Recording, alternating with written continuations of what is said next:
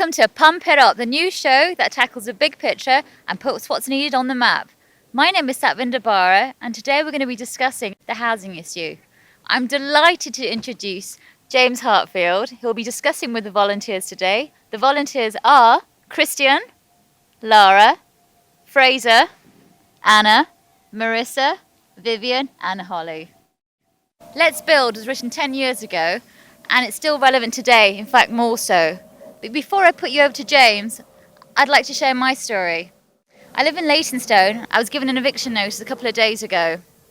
Developers brought the neighbouring building, and the lone building is now surrounded by rubble. They've already started knocking buildings down.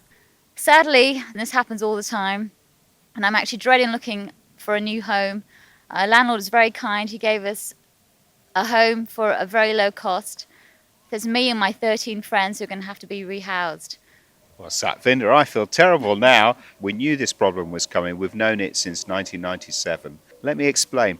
We don't build enough houses in Britain. That means that the prices are so high.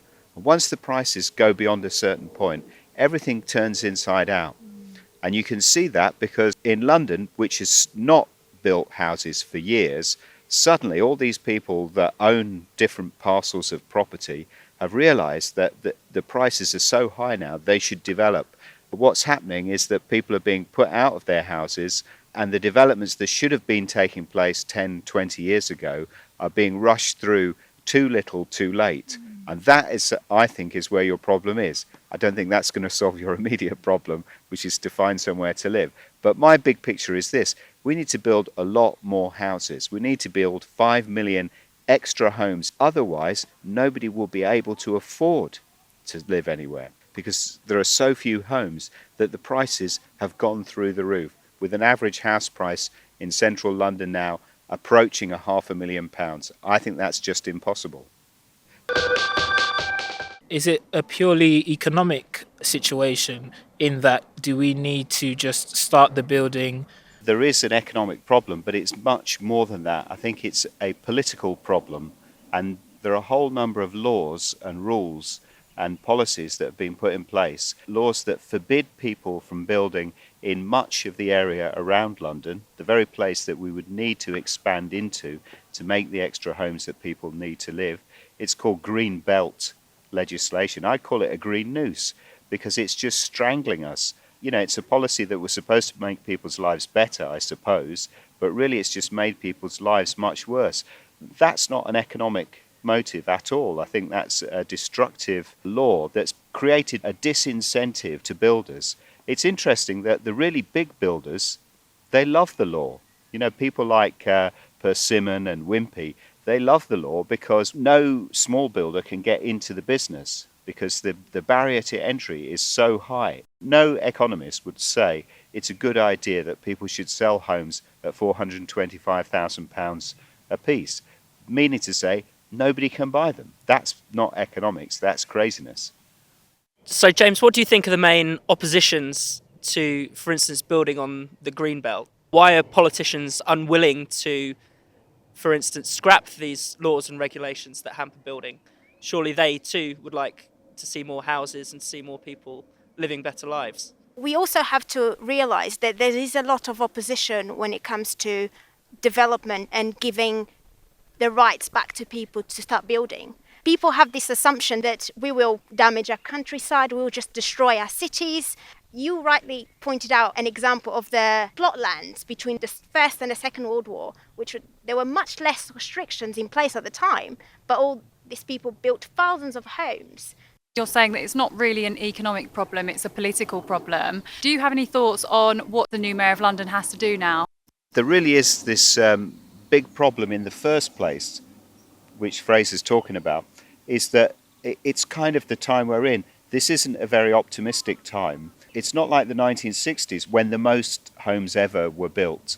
And that bleeds through into the way all the policies are shaped, and in lots of different ways you don't expect. So Tory borough councils in the home counties and the shires around London, they don't want new houses because they see that as like working class people coming into their district, and they don't like it. But at the same time, Even people that are quite radical are often big environmentalists, and their environmentalism says the green belt is a thing that should be cherished because development is bad. Even the people that today are protesting about house prices and the lack of homes don't say we need more development. They won't say it because developer is like this evil figure, but development is what we need.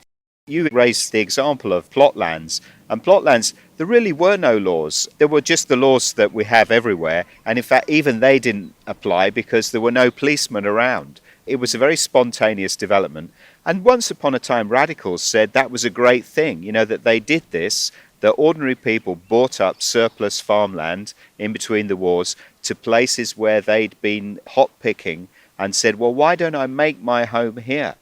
All the people in charge were really disgusted at these untidy developments that these ordinary people had made. What could be wrong with people making their own homes? Realistically, most people would think that's beyond my means. But still, if we had much freer land laws, just laws like any kind of property, if you buy it, it's yours, and you can do what you like with it. Talking of money, the actual sum of money to build a whole house is £90,000. The difference between the £90,000 it costs to build it and the money you pay for it if you're buying a house is the value of the planning permission. The planning permission. The land itself is very cheap. In fact, if land outside of developed areas, land that's farmland, is about 100 times cheaper than land with planning permission. So if you could just say, all right, let's just abolish all planning permission, the price of a house would be maybe £120,000. It would bring the price right down because most of what you're paying is just a kind of legal obligation, a kind of tax that's been invented to restrict the number of homes being built. I hope that Sadiq Khan does do well. He's been really good on this. I'm glad that he's raised the issue. I wish that Sadiq Khan had the levers to really drive a big building campaign from the top. When Richard Crossman was the Labour housing minister in the 1960s, he did that, and they made hundreds of thousands of council houses, and at the same time the private sector matched the growth. The two whipped each other on, and it was a very productive time that resolved a lot of the problems that had gone before. We do need something like that, so I'm very much in favour of a top-down political approach. What I'd like to see more is a willingness to build a consensus, because I don't think that you'll get anywhere unless you go out and campaign and win people over. And I think the trouble right now with that is that lots of people are upset and worried about the availability of a house for themselves, but they find it very difficult to translate that into a general belief that the country needs to build more houses, because naturally you're concerned with your own problem right at that moment, aren't you? You're just thinking about what am I going to do here, not about what's the policy that's good for the country. I completely agree. Most of the green belt is actually not very beautiful and doesn't really have any inherent agricultural or ecological value. Only 10% of England is actually built on. And I think if we could somehow publicise it and show people that there's actually lots of space. Most farms are subsidised heavily by the EU because they can't afford to keep going, because lots of the farmland is actually unusable. Do you think we can kind of change public opinion? In your article for a London 100 miles wide, you argue that if we expand onto the greenbelt, we could see more green spaces in its centre and wider streets, which someone who studies in central London would love to see, I think, and lots of people would. How can we ensure that we can see that? We have all sorts of issues going on at the moment. Immigration that are coming into this country, therefore it's impacting on our houses. So at what point do we actually sound this alarm bell to the government that they will be able to listen to us and start building or start reacting? Holly, I really agree with you that it's quite hard to make sense of this. You ask people, if you were to guess what percentage of Britain was built up and what percentage was green, most people say about 40% is built up, they think of it as like 4 times more built up than it is. Experientially, you spend all your time in the developed place. You know, all the place that you're living in is built up. But at the same time, you spend like 1 day a year in green space. And then magically you imagine that's how much the green space is. But Britain is full of green space that's not developed at all. I think it's to do with how people feel about the cities they live in, and that is that they feel a bit alienated. Whereas in your dream, when you're in the office miserable, you dream of being out in the lovely meadows and all that. But you know that when you do that and you get bit by flies and it's all a bit uncomfortable and there's no cash point machine and the shop's shut, there's a reason why you're in the town all the time, is that's where everything that you use is. So mostly I think it's a kind of a delusion. The romantic dream of the countryside is a kind of a dream that only urban people have. People who live in the countryside never romanticize it because they live in it. They don't need to. They probably romanticize the city. We've allowed those sentimental feelings, those artistic, aesthetic feelings, to take over our policy as if it made sense to organize your actual living space around a kind of poet's dream about wandering lonely as a cloud. All it means is that you make people's lives worse, you make them more unhappy in the cities that they're now living in more crowded space, to the point where we're kind of approaching the Victorian levels of overcrowding. And in some places I really think that's true. I don't think that's scare story stuff. So Lara, you raised this problem, and I think it's a very real problem. Because the planning laws have hemmed in London on all its growth, this was a real plan. Sir Richard Rogers drew this up, and it's called an urban renaissance. And the whole idea was all the growth is going to happen on brownfield land. No new land will be broken. We're all going to live on the same place that our ancestors lived, which really is kind of a crazy idea. And you can see the effect is that what happens is that whenever any parcel of land, like a small park or a garage, comes into attention, it gets turned into flats. And people in London are completely depressed by it, and understandably, because there won't be anywhere left. Everywhere is houses. There's no variation. It's this kind of dull, monoform city that we've created for ourselves. And there's no need for it to be that way. 100 years ago, Ford Madox Ford made this point when he said, look, don't think of the London County Council area as the place. Think of an area so like 100 miles across. It goes from Oxford down to Brighton, across to Cambridge, and all of that is the place that we live. And you could have massive green parks right in the middle of London. We've got some good parks in London, but you could have more and make it much more opened out. And a dispersed living, which is such an anathema to planners, seems to me like, why not? Why don't we disperse more? We could live much area lives. We could live like the people that move out into the suburbs want to live. We could all live like that, with the green spaces, with spaces around our houses, and not all on top of each other, getting on each other's nerves. Or if you want to, you can live in a massive tower block. Why not? All of those things are possible if we unloose that belt, and stop strangling London. Vivian, you raised this issue, and I think it's important. Why aren't the politicians listening? And I can say, I've talked to quite a few of them. I've talked to housing ministers, and it's surprising just how many of them agree with you. Politicians do know the problem, but they haven't got the popular will to win a substantial number of people to the idea of change. People are usually a bit scared of change, and that's understandable. Nobody wants it to happen to you. When somebody comes and says there's going to be building in your street, you'll go, oh no, there's going to be trucks going up and down, I don't want this. And they all go to the planning meeting and say, no, we shouldn't have that. Not really thinking about what's good for everybody, they think about what's good for them. We need people speaking up for the generation that can't afford a house, and we've got to push against the kind of NIMBY sentiment. So I know that a lot of people get fixated on the migration, and you can see why, because they think, oh look, I can't afford the house, and all these people are coming here. But I know from looking at the numbers that it's not the most important part of household growth. There are two things. One is just the natural growth, that people have kids and the country expands. But also the other thing that's happened is that People tend to live in smaller families rather than bigger families, so we need more dwellings for the number of people. People are not having families of 6 and 7, but 2 and 3. Also, what I like to say to people, because if you're thinking about resolving the problem, typically the people that make houses are migrants. You know, if you walk through London, every house you see most likely was built by an Irishman. And they came here mostly to build. That was what Irishmen came to Britain for.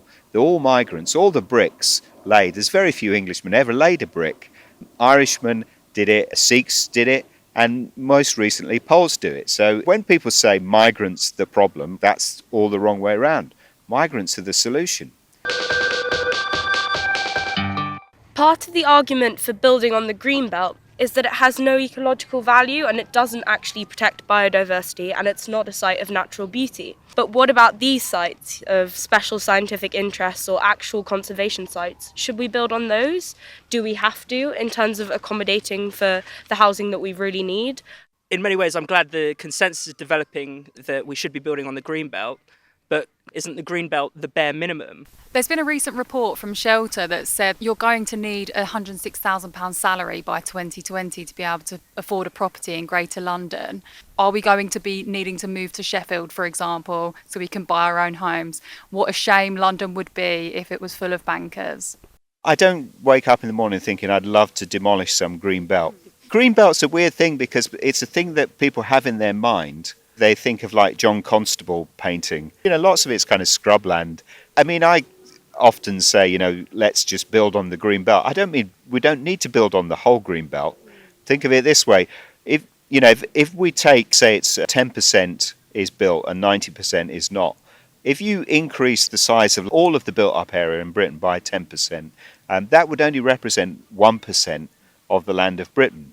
It wouldn't make that much difference. But if you increase the built up area by 10%, that would resolve your housing problem in a moment. We don't necessarily need to build on the downs, for example. I don't think that's going to happen tomorrow. You know, we're not going to look for areas of natural beauty and demolish them. But there is also kind of mission creep in the description of areas of natural beauty and areas of scientific beauty. And it's quite difficult to separate out what's a serious scientific consideration. You know, lots of the places that we now live in were quite beautiful. You know, Notting Hill and Notting Dale, those were real places once. Robert Brugman says, you know, sprawl is everything. There's nowhere that wasn't nature once because we've built it all. But you don't remember it. Nobody says, oh yes, the rolling fields of Hackney, where are they now? And it's born of a kind of fear of change. It's unreal because if you don't change, you can't actually stop the change. The change just descends upon you. So if the change happens that we all can't afford a house, well, that's the kind of change where you just lose control. And it, you know, brings me to the point, and I understand the anxiety, and some of these statistical extrapolations are not quite sane, you know, because if it were the case, there was £106,000 annual salary, that would mean nobody would live in London. And if you think that nobody's going to be living in London in 2030, I think you're probably wrong. So there is a problem, but you know what people do is that they shack up together, they share, they make all kinds of informal arrangements that they wouldn't have done before. When I was in London, we solved our housing problem when houses were empty by squatting, and we didn't pay anything. It's true we had rats and holes in the ceiling and things like that, but that was the kind of problem we had.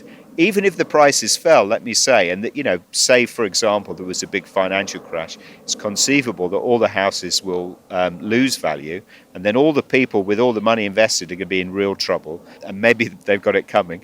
Apart from that, what will happen is that the problem of there not being enough houses will only be expressed in a different way than house prices. So what it would mean would be people on the streets.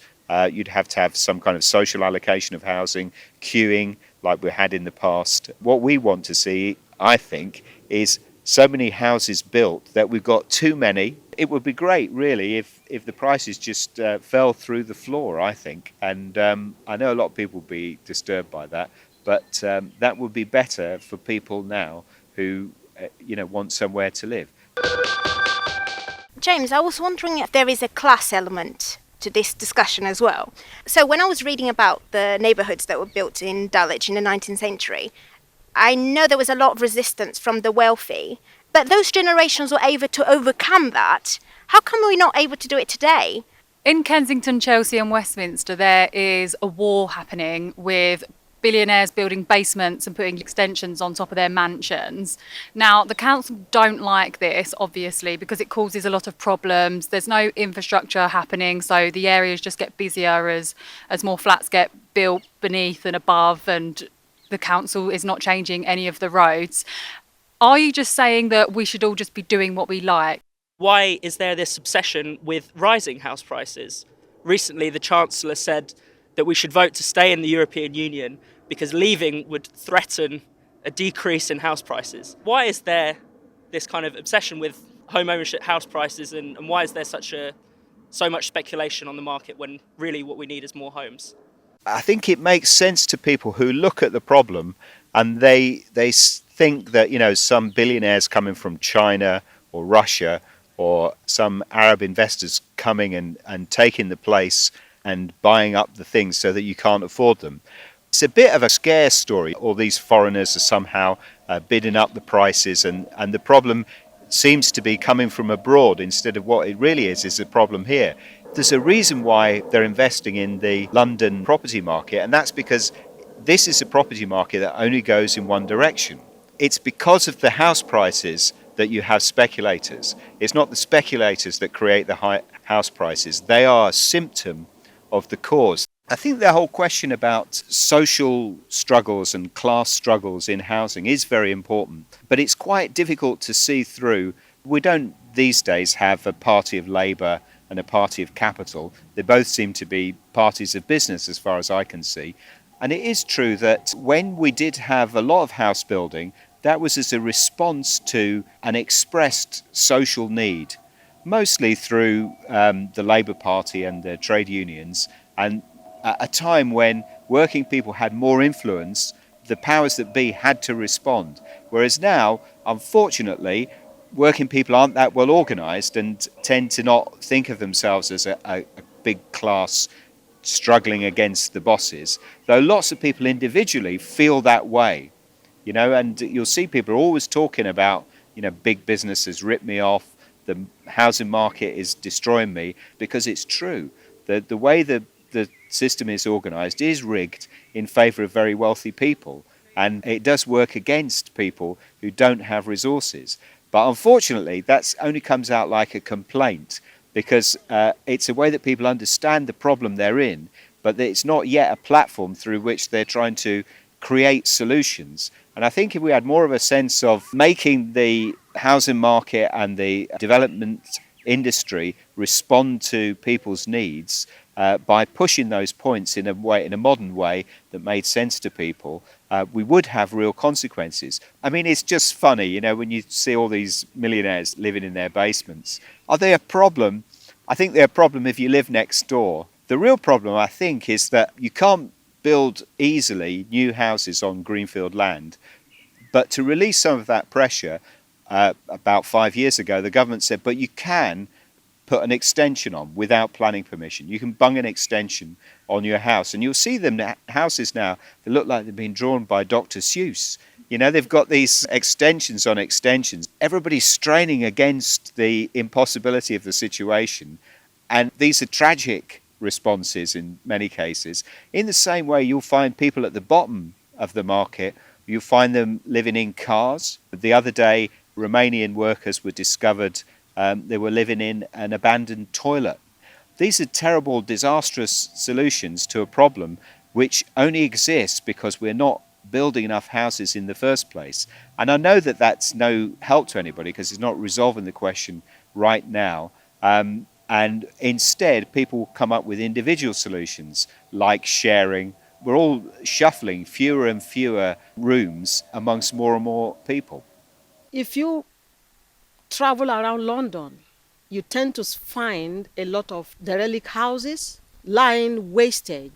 Why don't builders or the politicians make use, or local authorities rebuild or recycle those houses? How about we all do some guerrilla flat pack building overnight. We can pop up towns and there'll be so many of us building that we won't be able to knock all of us down.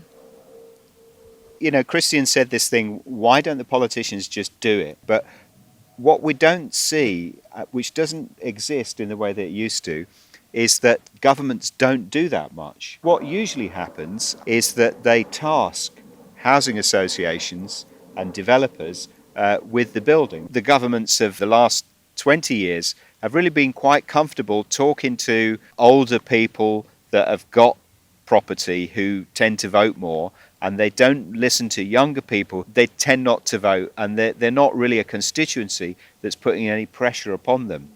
You know, when you look at older people, if the only savings that you've got are tied up in your house and you're thinking how to realise that asset, that's a lot of people's pension money. So I wouldn't be too snooty about it, but I do think it's a very backward step that we're all tied like molluscs to our shells. And I would like to see some flat pack building or some guerrilla pop-up towns. I don't see why not. You know, I think of the example of the gypsies in Dale Farm, who, without any permission, built a town.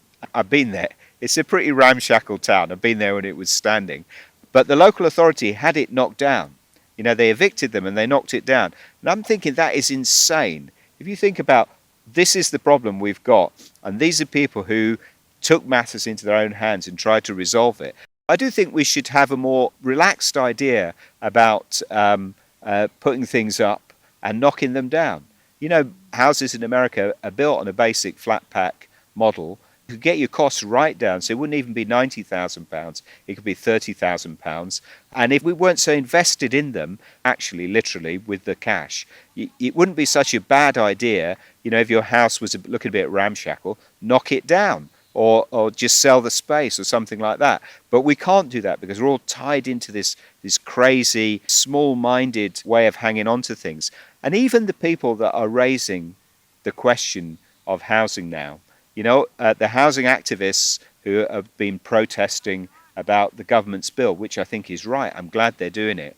You know, this government, what they're proposing to rebuild all these inner city estates and bounce people out of their homes and make extra money because the value of the property has gone up so much, I think is a real disaster because they've made no promises to the people who are being displaced by this activity. And that's a sign of an entirely money-oriented, stupid way of going about things.